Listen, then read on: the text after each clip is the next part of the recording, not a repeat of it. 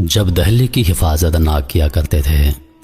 ہندی میں نر کوبرا کو ناگ اور مادہ کوبرا کو ناگن کہا جاتا ہے۔ ہندو مذہب میں پوجے جانے والے خداؤں کی تعداد کروڑوں میں ہے۔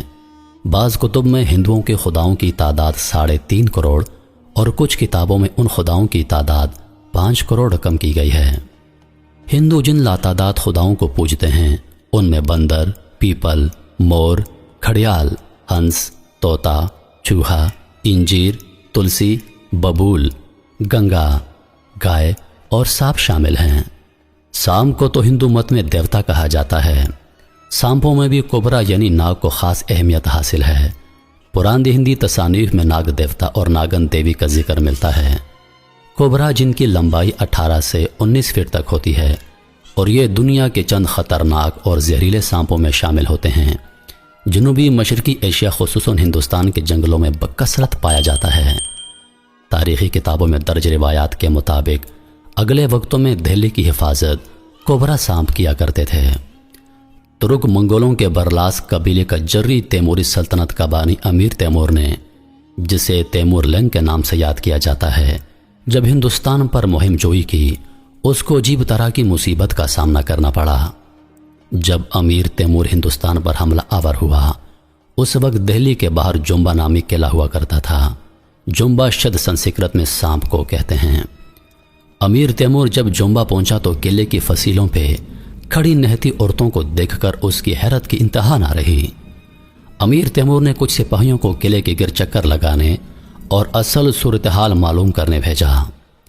سپاہیوں نے خبر دی کہ قلعے کے اندر عورتوں کی فوج ہے اور قلعے کی 2 دیواریں ہیں جن کے درمیان وسیع خندق ہے جو انگنت کوبرا نسل کے زہریلے سانپوں سے بھری پڑی ہے۔ یہی کوبرا سانپ اصل میں دہلی کے محافظ تھے اور قلعے کی فصیلوں پہ کھڑی عورتیں سپیرنی تھیں جنہوں نے یہ سانپ پالے تھے۔ جب بھی کوئی قلعے پہ حملہ آور ہوتا یہ سپیرنے سانپوں کو اشارہ کرتی، خاص طرح کی آوازیں نکالتی جس سے سانپ فوراً حملہ آور کا انتم سنسکار کر دیتے۔ امیر تیمور کی فوج کو متعدد بار سانپوں کا سامنا رہا۔ دہلی میں ایک رات تیموری فوج پہ سانپوں نے دھاوا بول دیا جس سے تیموری فوج کے ہزاروں سپاہی اور کئی گھوڑے مار گئے۔ جنگ آزادی کے بعد جب فرنگی دہلی پر قابض ہوئے تو یہ کوبرا سانپ ان کے لیے سوہانے روح بن گئے۔ ہندو چونکہ سانپ کو دیوتا اور اوتار مانتے تھے اس لیے وہ سانپوں کو مارنے کے بجائے ان کی سیوا کیا کرتے۔ اس لیے دہلی کا اطراف سانپ نگر بن گیا تھا۔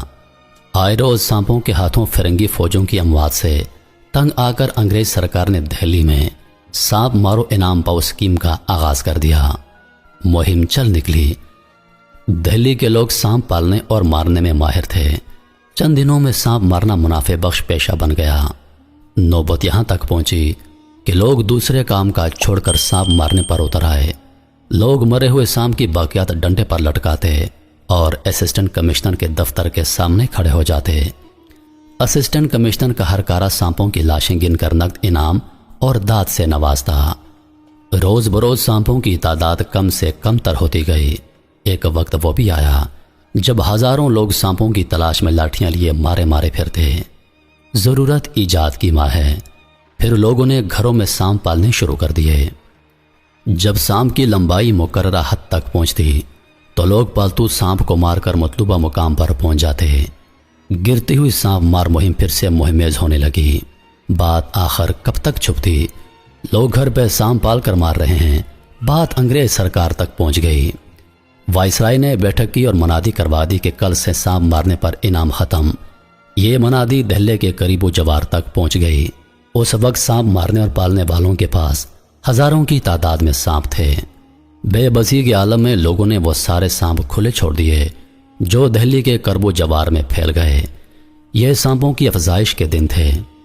جولائی سے اگست سانپ کی نسل کشی کے دن ہوتے ہیں۔ سانپوں نے انڈے بچے دینے شروع کر دیے۔ کچھ عرصہ میں دہلی میں انسان کم اور سانپ زیادہ ہو گئے۔ انگریز سرکار کے اندازوں کے مطابق سانپوں کی موجودہ تعداد سانپ مار مہم سے پہلے کے سانپوں سے کئی گنا زیادہ تھی۔ اس سے ایک نئی اصطلاح معرض وجود میں آئی جسے کوبرا ایفیکٹ کہا جانے لگا۔